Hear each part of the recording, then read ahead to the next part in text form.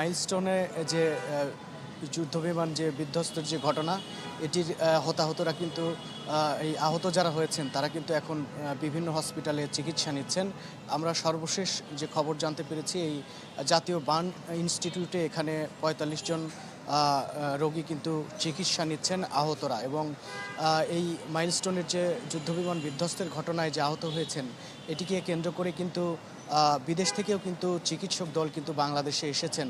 আমরা দেখেছি যে মঙ্গলবারেই যে সিঙ্গাপুরের যে চিকিৎসক দল তারা কিন্তু এসেছেন এবং তারা বাংলাদেশের যে চিকিৎসক রয়েছেন তাদের সাথে সমন্বয় করে কিন্তু তারা চিকিৎসা সেবা দিচ্ছেন এবং রোগীদের মূল্যায়ন করছেন।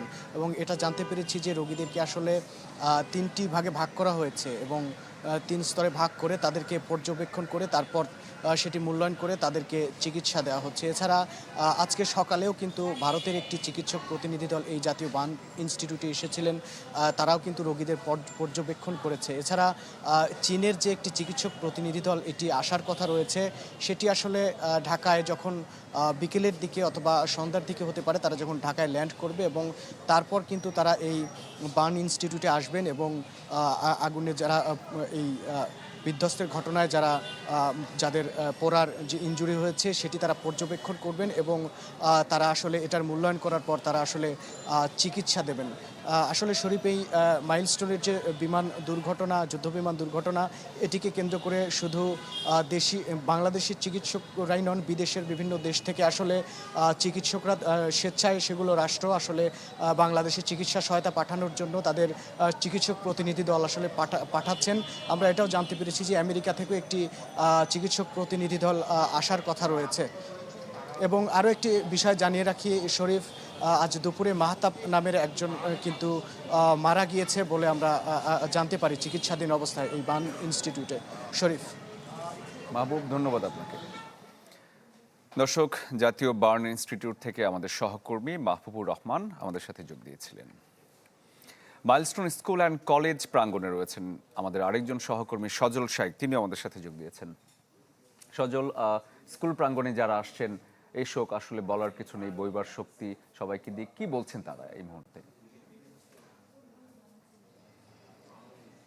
শরীফ, জানেন যে মাইলস্টোন স্কুল অ্যান্ড কলেজে কিন্তু গত ২১ তারিখ যে মর্মান্তিক যুদ্ধবিমান দুর্ঘটনার ফলে যেই আহত এবং নিহত হয়েছেন তার ফলে কিন্তু আমরা দেখতে পাচ্ছি যে আজকে মাইলস্টোন স্কুলের সামনে কিন্তু সকাল থেকে এখানে কিন্তু উৎসুক জনতা ভিড় করছে। সকালে সেই ভিড় যতটা না ছিল বিকাল গড়াতে কিন্তু এই ভিড় আস্তে আস্তে বাড়ছে। তবে এখানে কিন্তু বেশিরভাগই আসছে উৎসুক জনতা, তারা দেখতে আসছে, ঘুরতে আসছে। কিন্তু এখন পর্যন্ত এখানে যেই অভিযোগটি বারবার শোনা যাচ্ছিল যে নিহতদের পাওয়া যাচ্ছে না, এমন স্বজন কিন্তু আমরা এখন পর্যন্ত এখানে পাইনি।